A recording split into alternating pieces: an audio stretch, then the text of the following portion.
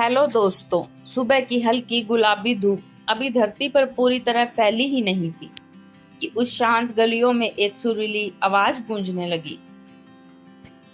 सड़क किनारे खड़ी एक दुबली पतली लड़की अपनी आंखें बंद किए पूरे भाव से गा रही थी।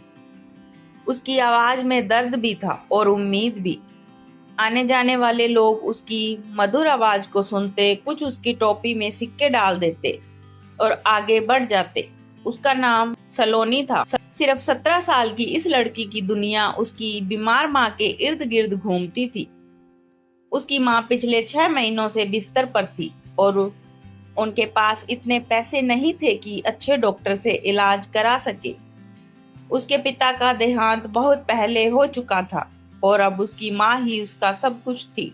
सलोनी को बचपन से ही गाने का शौक था। उसके पिता उसे अक्सर गांव के मंदिर में होने वाले कीर्तन में ले जाया करते थे, जहां वह घंटों बैठकर भजन सुना करती थी।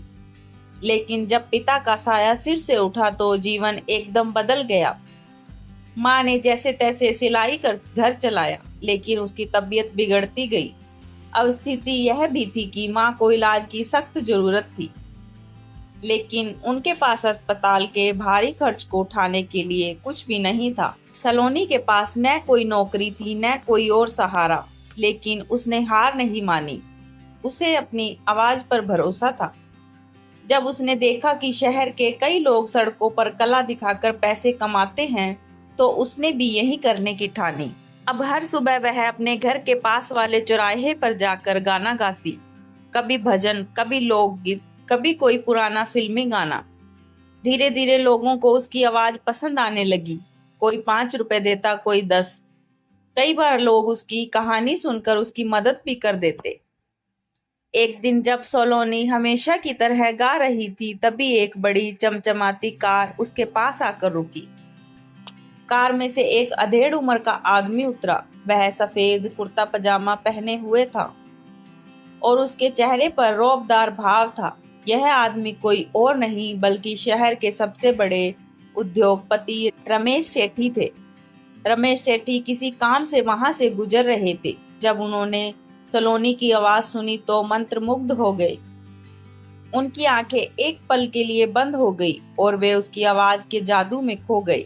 जब गाना खत्म हुआ तो उन्होंने सलोनी के पास जाकर पूछा, बेटा, तुम्हारी आवाज बहुत प्यारी है, तुम यहाँ गाना क्यों गा रही हो? सलोनी ने शर्माते हुए जवाब दिया, मेरी माँ बहुत बीमार है, उनके इलाज के लिए पैसों की जरूरत है, इसलिए मैं गाकर कुछ कमाने की कोशिश कर रही हूँ। रमेश सेठी को यह सुनकर बहुत दुख हुआ। उन्होंने अपनी जेब से एक मोटा लिफाफा निकाला और सलोनी की तरफ बढ़ा दिया। ये रखो, इसमें 50,000 रुपए हैं, अपनी माँ का इलाज कराओ, उन्होंने कहा। लेकिन सलोनी ने पैसे लेने से मना कर दिया।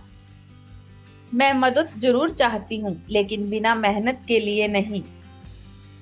अगर आपको मेरी आवाज पसंद आई तो मुझे एक मौका दीजिए। मैं गाना गाकर ही अपना और माँ का जीवन सुधारना चाहती हूँ, उसने दृढ़ता से कहा। रमेश सेठी उसकी ईमानदारी और आत्मसम्मान से बहुत प्रभावित हुए। उन्होंने कुछ सोचा और फिर बोले, ठीक है, अगर तुम मेहनत करके आगे बढ़ना चाहती हो तो मैं तुम्हारी मदद करूंगा। तुम्हारी आवाज में जादू है और मैं इसे बर्बाद नहीं होने दूंगा। उन्होंने अपना कार्ड सलोनी को दिया और कहा, कल सुबह 10 बजे मेरे ऑफिस आ जाना। मैं तुम्हें एक मौका दूंगा, लेकिन शर्त यह है कि तुम्हें सच्चे दिल से मेहनत करनी होगी। सलोनी की आंखों में उम्मीद के आंसू झलक आए। वह जानती थी कि यह मौका उसकी जिंदगी बदल सकता है। उसने कार्ड को कसकर पकड़ लिया और मन ही मन अपनी माँ से वादा किया कि वह इस मौके को हाथ से नहीं जाने देगी। रात भर सलोनी की आंखों में नींद नहीं आई। वह बार बार रमेश सेठी का दिया हुआ कार्ड देखती और सोचती कि क्या वाकई उसकी किस्मत बदलने वाली है। क्या यह उसका सपना पूरा करने का मौका है या फिर कोई और परीक्षा। सुबह होते ही वह माँ के पास गई और उन्हें सब कुछ बताया। माँ की आंखों में खुशी के आंसू थे, लेकिन साथ ही चिंता भी। उन्होंने सलोनी का हाथ पकड़कर कहा, बेटा, अपने आत्मसम्मान को कभी मत खोना। ईमानदारी से मेहनत करो, लेकिन किसी भी गलत रास्ते पर मत जाना। सलोनी ने माँ को आश्वस्त किया और ठीक 10 बजे रमेश सेठी के ऑफिस पहुंच गई। सेठी जी का ऑफिस बहुत बड़ा था, जैसे किसी फिल्म स्टूडियो का एक हिस्सा।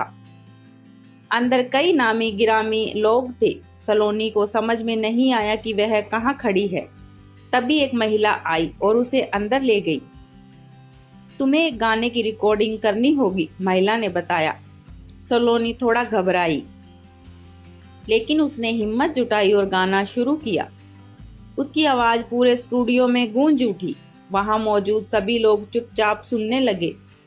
जब उसने गाना खत्म किया तो एक पल के लिए पूरा कमरा शांत हो गया। फिर अचानक तालियों की गूंज सुनाई दी।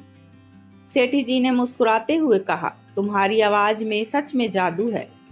मैं तुम्हें एक बड़ा मौका देना चाहता हूँ। सेठ जी ने सलोनी को बताया कि वे उसे अपनी एक नई म्यूजिक कंपनी के लिए साइन करना चाहते हैं। यह कंपनी नए टैलेंट को मौका देती थी। सलोनी के लिए यह किसी सपने को सच होने जैसा था, लेकिन सफर इतना आसान नहीं था। उसे दिन रात अभ्यास करना पड़ा। उसे गायन की नई तकनीकें सीखनी पड़ी, स्टेज परफॉर्मेंस की ट्रेनिंग लेनी पड़ी। कई बार वह थक जाती, निराश हो जाती, लेकिन जब भी वह अपनी माँ को याद करती, उसकी हिम्मत लौट आती। कुछ ही महीनों में उसका पहला गाना रिकॉर्ड हुआ। यह गाना एक फिल्म के लिए था और उसके रिलीज होते ही वह पूरे शहर में छा गई। लोग उसकी आवाज को पसंद करने लगे। धीरे धीरे सलोनी का नाम बढ़ने लगा। उसने एक के बाद एक कई सुपरहिट गाने गाए। उसकी आवाज हर रेडियो स्टेशन और टीवी पर बजने लगी। अब वह वही लड़की नहीं थी जो सड़क किनारे गाकर पैसे जुटाती थी, लेकिन वह एक उभरती हुई गायिका बन चुकी थी। लेकिन उससे बड़ी खुशी तब हुई जब उसने अपनी पहली कमाई से अपनी माँ का इलाज करवाया। माँ ठीक होने लगी और उसकी आंखों में गर्व का भाव था। कुछ सालों बाद सलोनी का नाम बड़े गायकों में गिना जाने लगा, लेकिन उसने अपने पुराने दिनों को कभी नहीं भुलाया। उसने एक म्यूजिक स्कूल खोला, जहां वह उन गरीब बच्चों को सिखाती थी जो संसाधनों के अभाव में अपना टैलेंट नहीं निखार पाते थे। आज जब भी वह अपनी सफर को याद करती है तो उसे लगता है कि अगर उस दिन उसने मेहनत करने की ठान न ली होती तो शायद उसकी जिंदगी कुछ और ही होती। सड़क पर गाने से लेकर देश की मशहूर गायिका बनने तक का सफर आसान नहीं था, लेकिन उसकी मेहनत, आत्मसम्मान और माँ के आशीर्वाद ने उसे उसकी मंजिल तक पहुंचा दिया। दोस्तों, अगर आपको कहानी अच्छी लगी हो तो वीडियो को लाइक करें, कमेंट करें और चैनल को सब्सक्राइब जरूर करें। धन्यवाद।